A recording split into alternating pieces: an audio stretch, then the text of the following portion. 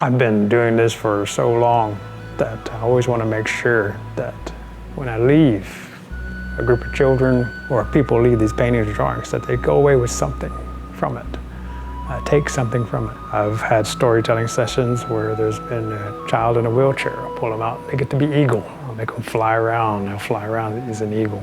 I've had one who had autism, actually had him out there on stage. The teachers, when I pulled him up, because he was with his hand up, they pulled him up, I could see the teachers kind of looking at each other, and all of them told me, said, we don't know which way this is going to go. But he did exactly what I asked him to do. He enjoyed it. He had a blast. And when he finished, he gave me the biggest hug. It's those moments, those emotional connections of trying to make sure that I leave them with a little bit of culture, a little bit of their own healing identity within themselves.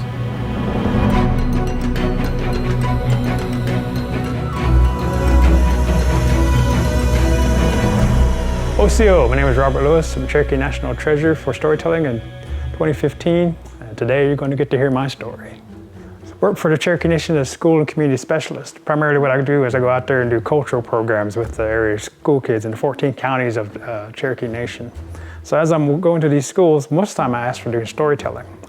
That started primarily when I worked at the Cherokee Heritage Center. When I worked out there, people would come from all over the world. And one time I had a school group setting out there, and the children were getting bored, so I sat there and I said, do you want to hear a story? And I told a story. It's basically how it started. The story I told was actually a Navajo story, because I'm Cherokee, Navajo, and Apache. My dad's Navajo and Apache, my mom's Cherokee. My dad would tell me Navajo stories, and I hear some stories from my aunts and uncles from my Cherokee side.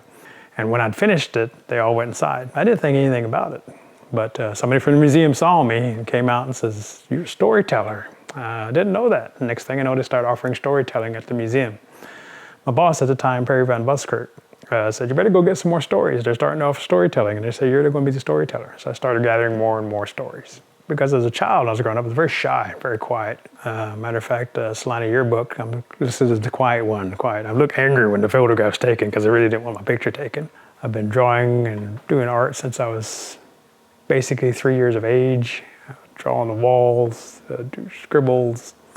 Early on, it was dinosaurs, because I like dinosaurs. Time goes on, I start doing birds, like hawks, and then wolves, and then animals.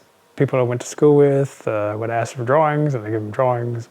And then one day I decided I should become an artist. I was really worried about whether or not I should become an artist or not, because I was working downtown in Salina. I was basically painting windows. And while I was working on this window, this eagle came out of nowhere and led me to a nearby tree, and I looked at him, and he sat there, because I followed him. Never seen a bald eagle flying out in the wild. Here he came right down the middle of Main Street after I asked for a sign. Give me a sign. Should I become an artist? Here he comes. So I took that as a sign. So I followed the bald eagle. He stared at me, and I said, I guess I'm supposed to be an artist. And he headed south where I knew there was art school in Northeastern. So I went home and filled out forms, and next thing I know, I went to school at Northeastern. Most of them people that who've met me throughout my life, some of them do know me as a painter, as an artist. They were surprised when I became a storyteller. But then there are other people who just know me as a storyteller and don't know any aspects of my art or painting or drawings. And I worked for a number of years in the theater, the drama, so some people know me as an actor, a stage actor for a number of years. So then they're surprised when they find, oh, you can do storytelling. Oh, you can do this. Normal storytellers will just tell a story as they're going. Mine developed from teenagers. I had a group of teenagers showing up, and they're standing there, and we're paying much attention to what I was doing because I was talking about history and culture and something that happened a long time ago. And so I basically just pulled one girl out and said, today you're going to be our Cherokee girl. Okay, let's get you a husband. Pulled some random guy out. This is going to be your first husband. She goes, my first one? I said, yep, you might have 2 or 3 before we get done. And just kept on going. And then you're going to have children. And I grabbed the big guy. Here, this is your baby boy. And he goes, him? He's huge. I said, yes, he is. And so they kept on going, one after another. And so eventually they got to learn about the clan system amongst Cherokees, matrilineal society, or how they built the houses. And then a woman might go through 3 or 5 husbands in her lifetime a long time ago due to hunting accidents or war or skirmishes with their tribes. But the reaction from the children when I'm watching them as they're working out the aspect of the story, sometimes they'll say something that's extremely funny. And I'll use that later on. I'll pull it back out from some small child. So I never know what I'm going to get when I start doing the storytelling. The art and painting that I do primarily starts the same way. I'll have no idea what's going to be on there. I'll take a number of pencils, paper, paint, ink, whatever's nearby. What I'm going to do right now is show you a little bit of example of primarily that thinking process I do when I do my sketches and drawings. So normally it just starts out along these lines. I'll arbitrarily pick up something. Today I've got yellow because it's a little bit lighter. The yellow one, when I start out with it, a lighter color means that I can cover up with darker colors later on without having to worry about a dark piece as I'm sitting there and working on it. So primary starts out something like this. And I've done this in schools where I'm sitting there and I'll draw on top of the billboard and they go, "What are you doing?" I said, "I really don't know." So I'm sitting here, and as I'm working, something will start to show up. And I don't know why it shows up, but it does. And I'll turn it, and look at it, add some more to it. We always cover up our markers, make sure they'll dry out.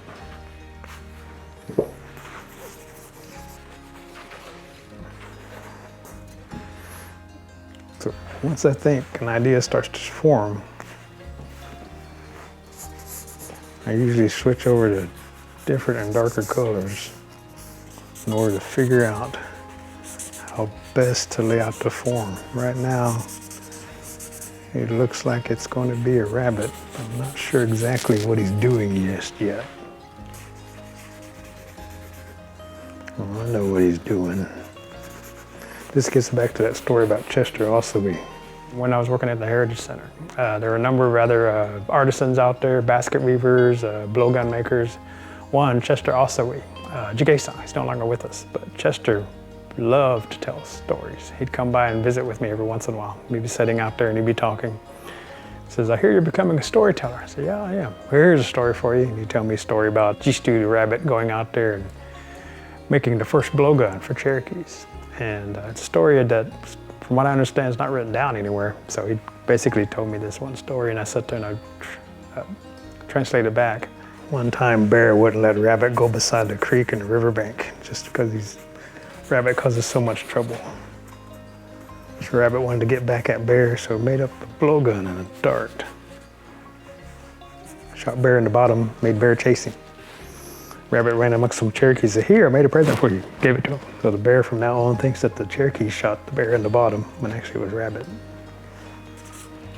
Either make this into a larger painting or a watercolor, but you give some idea. It starts with scribbles. And so when I do the paintings or the drawings, I don't really plan out exactly what it's going to be there. It just shows up. And so when I'm sitting there working with something and somebody comes and looks at it, they might see something totally different than what I intended.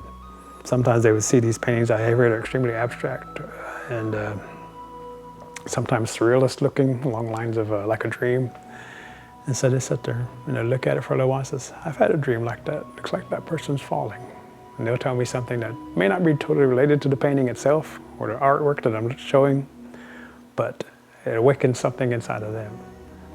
For the most part, when people come in there and look at it, I hope they just look at it. We'll look at the paintings and drawings. Some of them they might laugh or smile, because some of them are funny. Some of them are thought-provoking.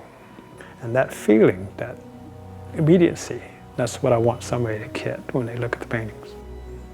And I invite you to come to the Saline Courthouse Museum and see my exhibit, Robert Lewis Bringing Stories to Life.